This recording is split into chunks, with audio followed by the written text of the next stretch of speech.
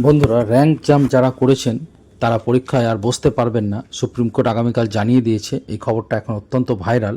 এই সময় পেপারেও অত্যন্ত সুচারুভাবে পুরো ঘটনাটা দেওয়া হয়েছে। আপনারা অবশ্যই পড়ে নিতে পারবেন। পুরো খবরটা আপনারা চাইলে একটা স্ক্রিনশট নিয়েও পড়ে নিতে পারেন। একেবারে সুচারুভাবে বলা হয়েছে যে র্যাঙ্ক জাম্পে প্রার্থীদের যুক্তি ছিল এসএসসি তাদের অযোগ্য ব্যক্তিদের তালিকা থেকে আলাদা করেছে। কারণ কমিশনের তরফে কলকাতা হাইকোর্টকে জানানো হয়েছিল নবম ও দশম শ্রেণী অ্যাসিস্ট্যান্ট টিচারের নিয়োগে ৭৪ জন, একাদশ দ্বাদশ শ্রেণীতে ২০ জন, গ্রুপ সিতে ১৩২ জন এবং গ্রুপ ডিতে ২৩৭ জন, সব মিলিয়ে ৪৬৩ জন র্যাঙ্ক জাম্প করে চাকরি পেয়েছেন। এদের সঙ্গে অযোগ্য প্রার্থীদের এক করে ফেলা ঠিক নয়, কারণ র্যাঙ্ক জাম্পের ক্ষেত্রে সংশ্লিষ্ট প্রার্থীদের কোনো ভূমিকা ছিল না।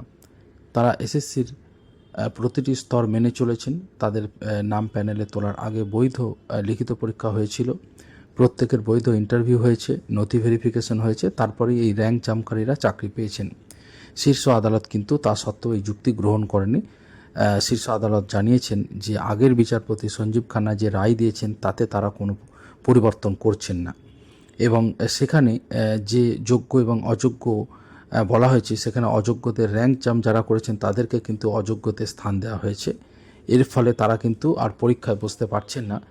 অত্যন্ত গুরুত্বপূর্ণ খবর এবং অবশ্যই যাদের চাকরি গেল তাদের কাছে এটা হতাশাজনক খবর। এবং অবশ্যই এক্ষেত্রে বঞ্চিত চাকরি প্রার্থীদের আইনজীবী ফিরদৌস শামীম তারা স্বাগত জানিয়েছেন এই রায়কে। তারা বলেছেন যে র্যাঙ্ক জাম্প করে চাকরি পাওয়ার অর্থ দুর্নীতির মাধ্যমে চাকরি পায় এবং এরাও দুর্নীতির অংশ।